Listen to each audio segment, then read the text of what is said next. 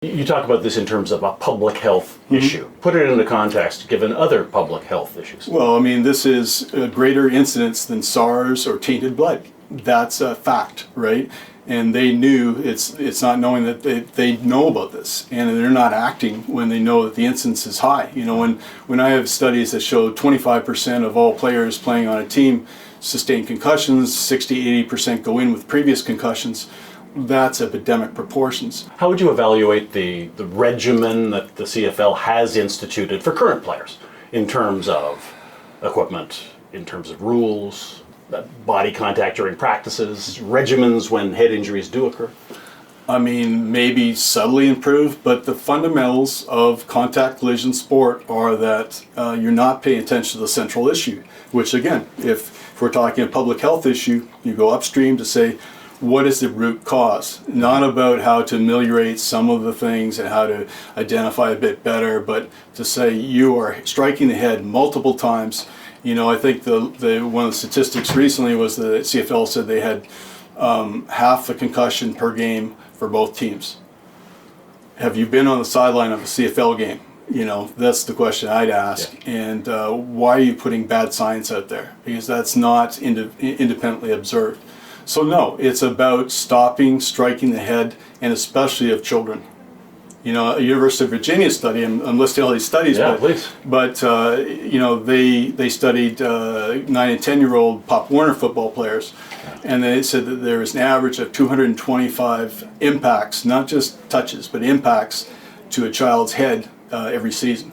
And I always say to the parent, would those are kids who are 8 and 9 years old. Yeah, 9, 10. But I would say to the parent, would you strike your child 225 times? Probably not, yeah. You know, and that's where it becomes abusive, you know. And those are strong words, but it's real.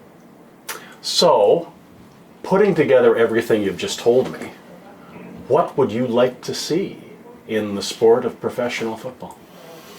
Well, to be honest with you, I mean, I don't think you can change it. I don't think because of the structure of it, you can change a league that continues to deny the obvious and continues to go on legalese terms, and that children will eventually say no, or their parents are doing that now, both in hockey and football, and saying unless you change it and stop striking letting my child's head being struck so many times, we'll do something else. And that's the cultural shift, right? It has nothing to do about filling stadiums, watching these guys on Sunday and Saturday. It has to do with having these healthy, productive citizens that are both recreational and elite athletes that enjoy their lives instead of struggling in their 40s and 50s. Yeah. When the Commissioner of the Canadian Football League is asked about this issue in former generations, and he says, I can't speak about the health of former players because I don't know about the health of former players. How do you respond to that? I think he should do his research, and he should go and talk to these individuals and talk to the specialists, the multidisciplinary specialists that are usually working with these individuals, and then he'd find the information, factual information, not saying I don't know or I can't find that out. You can find that out.